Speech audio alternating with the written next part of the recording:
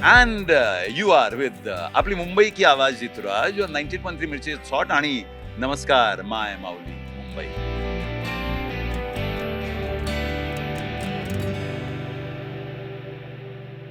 Technology आणि त्यानंतर बदललेली स्थित्यंतर यामुळे रेडिओ कुठे असा प्रश्न उपस्थित होतो. पण रेडिओ ऐकणाऱ्यांची संख्या तितकीच आहे आणि विशेषतः एफ एमनी जे काही क्रेज वाढवलेली आहे. अनेक तरुणांमध्ये कालांतराने अनेक वेगवेगळे जे कॅटेगरी आहेत त्यांच्यासाठी वेगवेगळे प्रोग्राम आणले जातात आणि त्याच्यामुळे एक एफ एम याची स्वतःची क्रेज आहे. या एफ एमच्या विश्वामध्ये आर जे जितुराज ही एक वेगळी स्वतःची आयडेंटिटी आहे. आज त्यांना पुरस्कार देखील मिळालेला आहे. आपल्याबरोबर आर जे जितुराज आहेत. पहिल्यांदा तुमचं अभिनंदन की जे पहिला अवॉर्ड आहे आणि विशेष म्हणजे आशाताईंच्या नावाने दिलेला आहे विशेष हा पुरस्कार. सर्वप्रथम तर तुमची जितकी ही ऑडियन्स आहे त्या सर्वांना नमस्कार. जय महाराष्ट्र, जय हिंद. मला माहिती आहे मी रंगमंचावर गेलो ना, असं काही म्हणजे एक तर माहित नव्हतं की नाव अनाऊन्स होणार आहे. म्हणजे आम्ही आलो तो रेडिओ फ्रेटर्निटी म्हणून असं चीअर अप करायला आणि नाव अनाऊन्स झाल्यावर जेव्हा प्रिपेअर्ड नव्हतो त्याच्यामुळे मला गहिवरून आलं आणि मग मी रंगमंचावर गेलो आणि असं प्लॅन असं केलं की रंगमंचावर चढता चढता देवाभाऊंना, आदरणीय मुख्यमंत्री शेलार साहेबांना आणि आशाताईंना थँक्यू बोलून अवॉर्ड घेऊन निघेन. पण काय झालं कळलं नाही माहिती आहे. मी असं एकदम लोटांगण घातलं आशाताईंच्या चरणावर आणि असं वाटलं दिस इज द लास्ट, म्हणजे जीवनातील कदाचित हा अखेरचा क्षण आहे जेव्हा रेडिओला इतकी मोठी प्रतिष्ठा. आणि आमच्या म्हणजे माझ्या जीवन काळामध्ये तुमच्याहून कदाचित सर्वांना माहीत नसेल की एफ एम रेडिओची जेव्हा हरित क्रांती सुरू झाली, म्हणजे जेव्हा एफ एमला प्रायव्हेट निजीकरण झालं जेव्हा, तेव्हा 107.1 वर सर्वप्रथम जो आरजे बोलला होता तो जितुराज आहे. आणि आजही रेलेव्हंट आहे हे विचार करून केव्हा केव्हा म्हणजे असे डोळे पाणवतात की ये सब तुम्हारा करम है आका के बात अभी भी बनी हुई है. तर जवळजवळ आता 29-30 वर्ष व्हायला आली माहिती आहे. आणि आशाताईंनी आणि देवाभाऊंनी आणि शेलारांनी म्हटल्यानंतर आणि आपल्या इन्फॉर्मेशन ब्रॉडकास्टिंग मिनिस्टरने म्हटल्यानंतर अजून रेडिओची उमेद वाढली आहे. So all those people who think की डिजिटलायझेशन किंवा इंस्टाग्राममुळे रेडिओमधली उमेद कमी झाली आहे, ते कदाचित सगळं खोटेपणा आहे. रेडिओची उमेद आता सुरू झाली आहे, म्हणजे अजून आणखी नवीन हरित क्रांती रेडिओची. बरोबर आहे. यांनी एन्करेज मिळेल, अधिक उत्साह.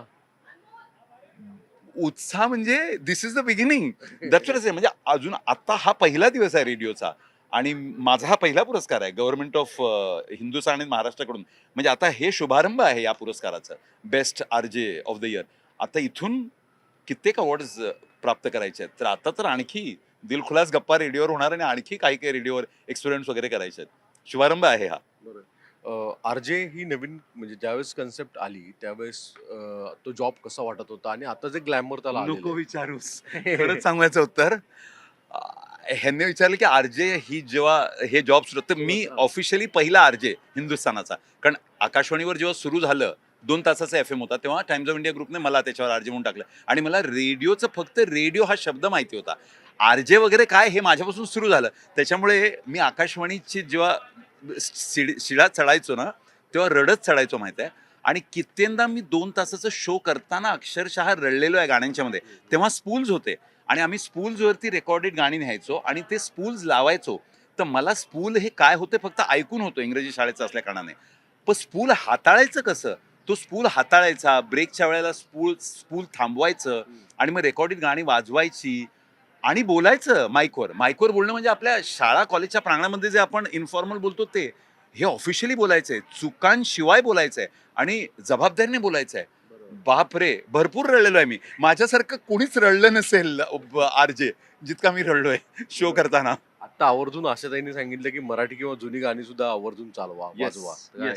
फायदा काय झालेला आहे म्हणजे आशाजींनी सांगितल्याच्या काही वर्षांपासून इंस्टाग्रामचं मुवमेंट झालेलं आहे आणि रिमिक्सिंगचं मुवमेंट आलेलं आहे. त्याच्यामुळे काय झालं की कित्येक मराठी गाणी ही हिंदी गाण्यांबरोबर रिमिक्स होतात आणि कित्येक जुनी जी रेट्रो गाणी आपण ज्यांना म्हणतो, जे गोल्ड हिट्स आहेत, तेही नवीन गाण्यांबरोबर मिक्स होत आहेत. म्हणून अरिजितने आशाताईंबरोबर गायलेलं आशाजींचं ओरिजिनल गाणं अरिजित गातोय. म्हणजे जुनी गाणी पुन्हा नवीनीकरणाने पुन्हा आपल्या समक्ष येतात. वैशाली सामंतांनी गायलेलं एखादं मराठी गाणं जे आहे ते हिंदी गाण्याबरोबर संलग्न होतो आणि येतो इंग्रजी शब्दांबरोबर. So I think it's a perfect combination, कल आज और कल की. आणि I think we have long way to go. अजून फार पुढे जायचंय.